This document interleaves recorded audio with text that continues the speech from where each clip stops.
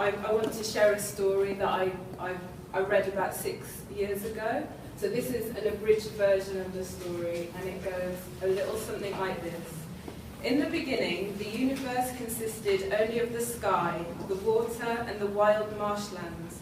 God believed the world needed more and asked the ruler of the sky and the creator of the sun, the supreme God, for permission to create solid land on earth. This lesser God made clay figures in the likeness of himself, but grew tired and became drunk on palm wine, which he passed on to these clay figures, deforming them.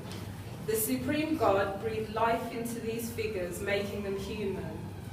When I first read this story, it sounded familiar to me, very much like the creationist story that we know of in the Old Testament. It made me think of Adam and Eve, the first sin, that kind of thing, with the reference to human deformity.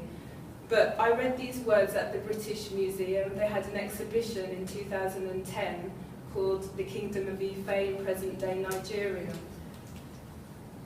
And that's where I first read about this story.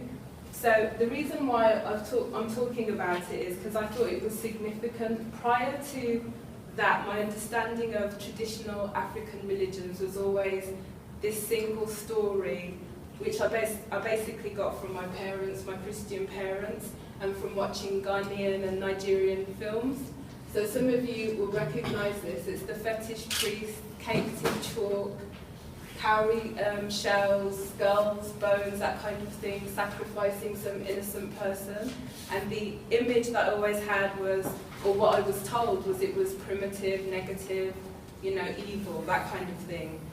So after watching or reading about the Ife story, it got me questioning that single story and why we depict our religion in that way, or this traditional religion in that way. So I wanted to find out a bit more about that story, to find out if there was more to it.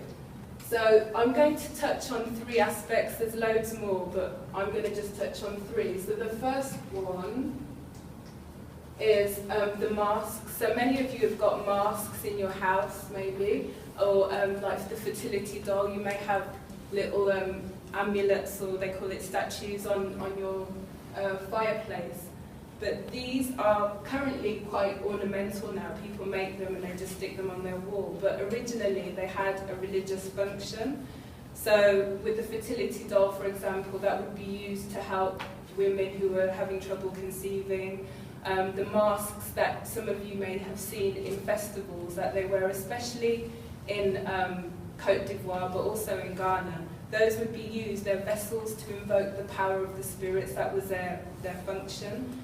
But with the advent of other religions, so I'm talking about Christianity and Islam, the displacement of the traditional religions, or their function, sort of fell out of favour. So a lot of these carvings that you see now, they're in the hands of collectors, or they're in museums, and some of them can fetch as much as £500,000. So you can imagine, if you thought about it now, could you imagine, like the religions that we follow now, can you imagine those sacred artifacts on your fireplace or on your walls? That would never happen.